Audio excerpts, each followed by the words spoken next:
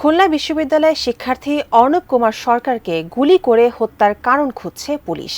শনিবার রাতে সোনাডাঙ্গা মডেল থানায় অজ্ঞাতনামা আসামিদের বিরুদ্ধে মামলা করেছেন বাবা নীতিশ কুমার সরকার।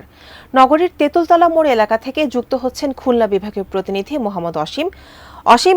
পুলিশ কি আসামিদের গ্রেপ্তার করার ব্যাপারে কোনো তথ্য জানিয়েছে কিনা, কিংবা মামলার অগ্রগতি সম্বন্ধে কি তথ্য আছে আপনার কাছে?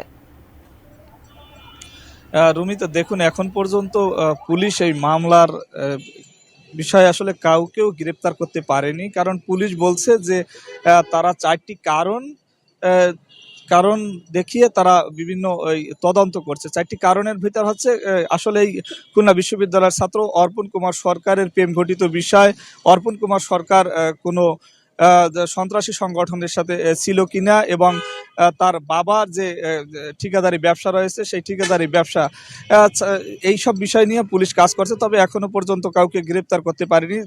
গত শুক্রবার রাতে, অর্থাৎ আমি এখন যেখানে আছি খুলনা তেঁতুলতলা মোড় এলাকায়, এখানেই কিন্তু অর্পণ কুমার সরকার হত্যা হয়।